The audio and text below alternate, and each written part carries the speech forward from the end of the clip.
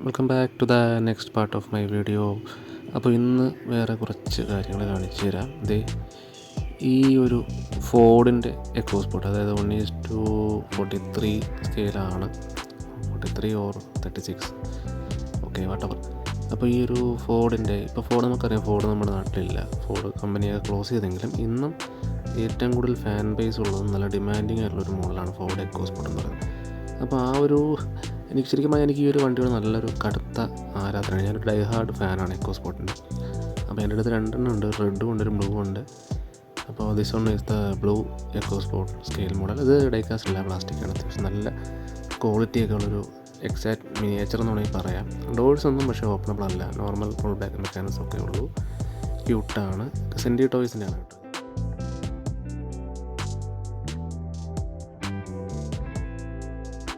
പിന്നെ next one is the Tata 407 pickup truck.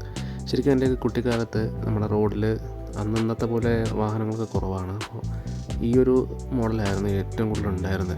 ഇപ്പോൾ പിന്നെ ചെറിയ ചെറിയ പിക്കപ്പ് മാൻസ്, മിനി ട്രക്സൊക്കെ വന്നെങ്കിലും പണ്ടത്തെ നമ്മുടെ നാട്ടിൽ റോഡ് ഭരിച്ചിരുന്ന ഒരു ഐറ്റം തന്നെയാണ് ഈ ഒരു ടാറ്റ 407 ട്രക്ക് എന്ന് പറയുന്നത്.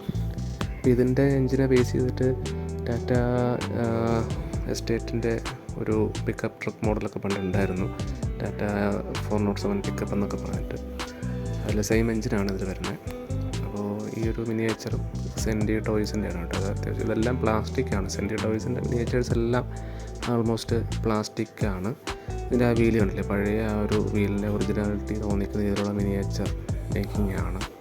നല്ല ക്വാളിറ്റിയൊക്കെ ഉള്ളൊരു മോഡലാണ്. അതിനകത്ത് ഇൻറ്റീരിയേഴ്സൊക്കെ പറയത്തക്ക ഭംഗിയൊന്നുമില്ല, എന്നാലും കുഴപ്പമില്ല. കാരണം ഇൻറ്റീരിയേഴ്സിന് വലിയ റോളില്ല, കാരണം റോഡ്സ് ഒന്നും ഓപ്പണബിളല്ല. ഓക്കെ, അപ്പോൾ നെക്സ്റ്റ് വൺ ഏതാ?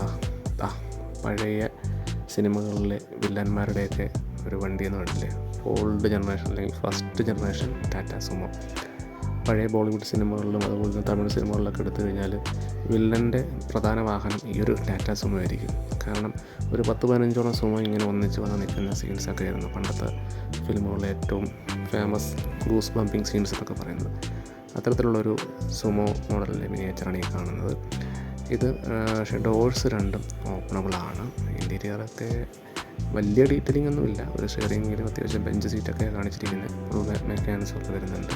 ഇത് കുറച്ച് പഴക്കമുള്ളൊരു മോഡലാണ്. കാരണം ഇതിൻ്റെ മേളിൽ കാരിയറൊക്കെ ഉണ്ടായിരുന്നു, അതൊക്കെ മിസ്സായിപ്പോയി. അപ്പോൾ ഇതിൻ്റെ കളക്ഷനിൽ, ആദ്യകാല കളക്ഷനിലുള്ള മോഡലാണ് ഈ ഒരു ടാറ്റ സുമോ ഫസ്റ്റ് ജനറേഷൻ. ഇതിൻ്റെ ഗ്രില്ലാണ് ഏറ്റവും അട്രാക്റ്റീവ്. പക്ഷേ അത് സ്റ്റിക്കർ വർക്കാണ്. എന്നിരുന്നാലും ആ പഴയ ടാറ്റയുടെ ലോഗോ ഒക്കെ അതിൽ നല്ല വൃത്തിയായിട്ട് തന്നെ കാണിച്ചിട്ടുണ്ട്. അടുത്തത് ഒരു വിൻറ്റേജ് ഐറ്റമാണ്, അതായത് ബജാജ് ചേതക്കിൻ്റെ സ്കൂട്ടറിൻ്റെ ഒരു കുഞ്ഞ് മിനിയേച്ചർ. ഇതിൻ്റെ ആ സ്റ്റെപ്പിൻ്റെ ടയറിൽ ഹമാര ബജാജ് എന്നൊക്കെ എഴുതിയിട്ടുണ്ട്. പണ്ടത്തെ ആ ഒരു പരസ്യം തന്നെ ഇങ്ങനെയായിരുന്നു, ഹമാര ബജാജ് എന്നുള്ള തുടങ്ങുന്നൊരു പരസ്യമൊക്കെ പണ്ട് ദൂരദർശനിൽ എല്ലാ ദിവസങ്ങളിലും കാണിക്കുന്നുണ്ട്, പ്രത്യേകിച്ച് ഞായറാഴ്ചകളിൽ. അപ്പോൾ ഇതൊരു ജസ്റ്റ് ഒരു മിനിയേച്ചർ എന്ന് പറയാനേ പറ്റുള്ളൂ, കാരണം വേറെ ഫങ്ഷൻസ് ഒന്നുമില്ല. ഒരു സെൻട്രലാണ് ഇതിൻ്റെ ആ ഒരു ഫ്രിക്ഷൻ മെക്കാനിസം വരുന്നത്. പിന്നെ ആ ഒരു സീറ്റ് ഉണ്ടല്ലോ, പഴയ ആ ഒരു മറ്റേ ഹാൻഡിലൊക്കെ ഉള്ളൊരു കുഞ്ഞ് സീറ്റ്, ബാക്കിൽ അതിൻ്റെ തൊട്ട് ബാക്കിൽ പില്ലിയൻ സീറ്റ്. പിന്നെ ഇതിൽ ആ ഒരു സ്ക്വയറിഷ് ടൈൽ ലാമ്പ് വരുന്നുണ്ട്. ബജാജ് ചേതക്കെന്നൊക്കെ മോണോഗ്രാംസ് ഉണ്ട്. ഫ്രണ്ടിൽ ആ ഒരു ലോഗോ ഒന്നും കാണുന്നില്ല.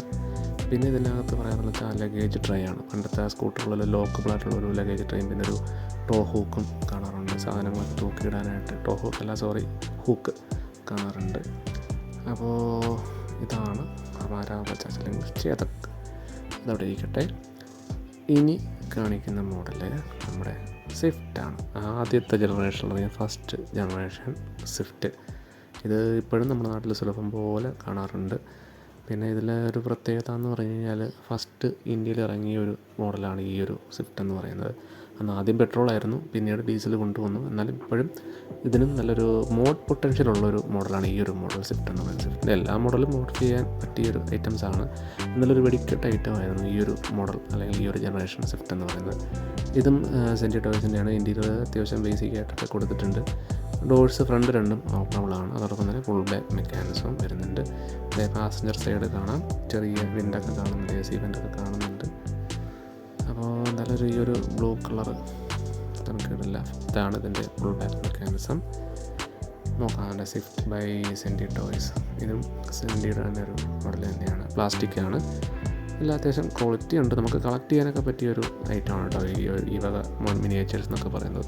ഡൈകാസ്റ്റ് അല്ലെന്ന് മാത്രമേ ഉള്ളൂ, സൂക്ഷിച്ചില്ലെങ്കിൽ പൊട്ടിപ്പോവും. അടുത്തത് ഇനിയിപ്പോൾ എന്താ കാണിക്കുക, ടാറ്റയുടെ തന്നെ വേറൊരു പിക്കപ്പ് ട്രക്കാണിത്.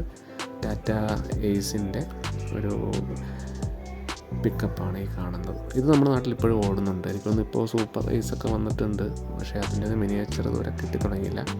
ഇത് എയ്സിൻ്റെ ഒരു പിക്കപ്പ് ട്രക്ക് തന്നെയാണ്. ഇതിൻ്റെ ബാക്ക് ഓപ്പണബിളാണ്, അതേ കാണിച്ചു തരാം. ഇത് ഇവിടെയാണ് ഇതിൻ്റെ ലഗേജ് ട്രേ ഓപ്പൺ ചെയ്യുന്നത്.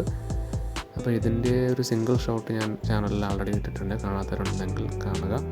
അപ്പോൾ ഇതും ഫുൾ ബാക്ക് മെക്കാനിസം ആണ്. പിന്നെ ഡോഴ്സ് രണ്ടും ഓപ്പണബിൾ അല്ല, അപ്പോൾ അതുകൊണ്ട് ഇൻറ്റീരിയേഴ്സ് പുറമേ ഒന്നും നമുക്ക് കാണാനേ പറ്റുള്ളൂ. എന്നാൽ അത്യാവശ്യം ക്വാളിറ്റിയൊക്കെ ഉണ്ട്, നല്ല സ്ട്രോങ് ആയിട്ടുള്ള ബോഡി തന്നെയാണ്. ഫൈബർ ആണെങ്കിലും ഇൻറ്റീരിയേഴ്സ് കണ്ടില്ലേ, 3 സ്പോക്ക് സ്പീഡ് സ്റ്റിയറിംഗ് ഒക്കെ ഉണ്ട്.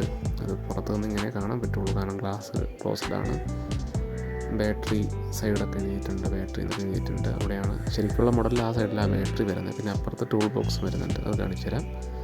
ഇവിടെ ഈ സൈഡിലായിട്ടാണ് ടൂൾ ബോക്സ് വരുന്നത്. അപ്പോൾ ഇതിൻ്റെ ഫ്രണ്ടിൽ ലോഗോ ഇല്ല, പക്ഷേ അത്യാവശ്യം നല്ല ആ ഒരു ഒറിജിനാലിറ്റി ഉണ്ട്. ടാറ്റ എയ്സിൻ്റെ ആ ഒരു ലുക്കൊക്കെ അതുപോലെ തന്നെ കോപ്പി ചെയ്തിട്ടുണ്ട്.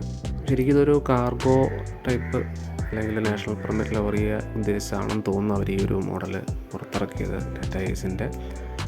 അപ്പോൾ ഇതാണ് ഈ ഒരു മോഡലിനെ പറ്റി പറയാനുള്ളത്. അപ്പോൾ ഇനിയും കുറച്ച് മോഡൽസിനെ പറ്റിയൊക്കെ കാണിക്കാനുണ്ട്. അപ്പോൾ ഞാനത് അടുത്തൊരു പാർട്ടിൽ ആ ഒരു മോഡൽസ് കൂടി കാണിക്കാം. അപ്പോൾ ഇതിൻ്റെ ഫസ്റ്റ് പാർട്ട് കാണാത്തവരുണ്ടെങ്കിൽ അത് കൂടി കാണുക.